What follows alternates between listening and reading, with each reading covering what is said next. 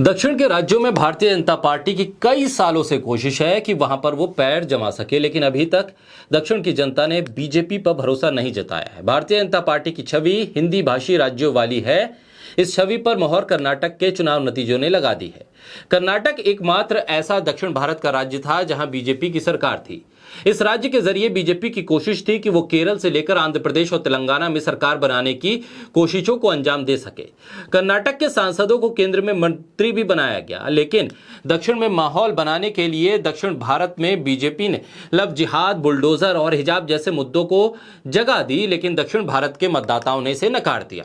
इसके उलट जिस कांग्रेस पार्टी के लिए गोदी मीडिया से लेकर बीजेपी तक कहती रही है कि कांग्रेस खत्म हो चुकी है, उसी कांग्रेस ने कर्नाटक के कोर मुद्दों पर फोकस करके पीएम मोदी के धुआंधार प्रचार को फीका कर दिया है। और कर्नाटक के नतीजों के बाद दक्षिण भारत से अब बीजेपी साफ हो गई है। बोलता हिंदुस्तान पर मैं हूं आपके साथ फिरजा शाकिर अली बेग।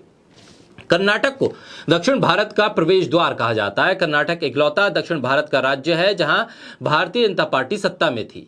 यहां से सत्ता गई तो उसके लिए दक्षिण भारत के दरवाजे भी अब बंद होते हुए दिखाई दे रहे हैं, क्योंकि लोकसभा चुनाव से पहले दक्षिण में केवल एक ही राज्य में विधानसभा चुनाव होने हैं और इसमें वो है तेलंगाना, जहां भारतीय जनता पार्टी ने पिछली बार एक सीट जीती थी। अगर कांग्रेस कर्नाटक में अपना जादू दिखाने के बाद दक्षिण के और राज्यों में भी इसी तरह का प्रदर्शन करती है तो बीजेपी के लिए दक्षिण भारत में नतीजे हासिल करना मुश्किल हो जाएगा।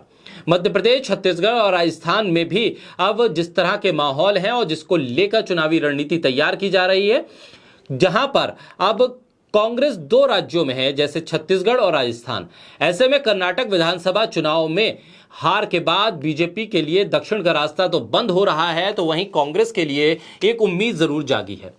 कर्नाटक में जहां भारतीय जनता पार्टी की तरफ से उठाए गए तमाम दावे और वादे फीके पड़ गए, तो वहीं कांग्रेस के इरादे साफ हैं। अब सिर्फ पुडुचेरी में भी बीजेपी की गठबंधन की सरकार है। दक्षिण भारत के राज्यों में 130 लोकसभा सीटें हैं, जिसमें से अभी तक केवल 29 सीटें भारतीय जनता पार्टी के पास हैं। इसमें 25 सीटें अकेले कर्नाटक से ही हैं, जबकि 2019 में 4 सीटें तेलंगाना से जीती थी। इसी से समझा जा सकता है कि बाकी के राज्यों में भारतीय जनता पार्टी की स्थिति क्या है।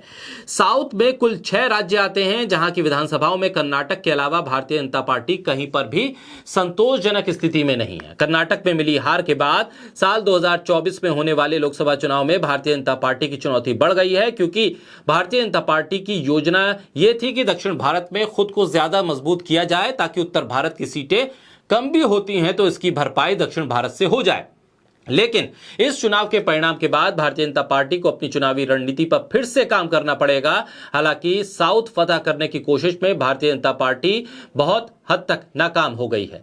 साउथ के राज्यों में एक तेलंगाना भी है जहां भारतीय जनता पार्टी धीरे धीरे आगे बढ़ने की कोशिश कर रही है, लेकिन 2014 के बाद से तेलंगाना में भारतीय जनता पार्टी का प्रदर्शन आंध्र प्रदेश की तरह ही रहा है। तेलंगाना विधानसभा चुनाव में भाजपा 7 और लोकसभा चुनाव में 10% वोट ही ले पाई है। आंध्र प्रदेश में 2014 में भारतीय जनता पार्टी विधानसभा में 4 और लोकसभा में 2 सीटें ही जीत पाई थी, लेकिन 2019 में तो वहां से अब सफाया ही हो गया है। केरल में 2014 में भारतीय जनता पार्टी का वोट प्रतिशत 10 रहा था, तो 2019 के लोकसभा और 2021 के विधानसभा चुनाव में 13% वोट प्रतिशत मिला, जबकि केरल में आरएसएस का कैडर काफी मजबूत है। वहीं तमिलनाडु में भारतीय जनता पार्टी का कद साउथ के बाकी सभी राज्यों के मुकाबले काफी छोटा है। बीते 10 सालों में भारतीय जनता पार्टी का वोट प्रतिशत महज 3 से 5% रहा है, यानी कि दक्षिण में कर्नाटक की हार के कई बड़े मायने हैं और भारतीय जनता पार्टी के लिए एक सबक भी है। हालांकि दक्षिण में अगर रास्ता बीजेपी के लिए कमजोर होता है और ये रास्ता दिल्ली तक जाने के लिए मुश्किल हो जाता है, तब एक बार फिर बीजेपी को उत्तर भारत के ही राज्यों पर फोकस करना पड़ेगा।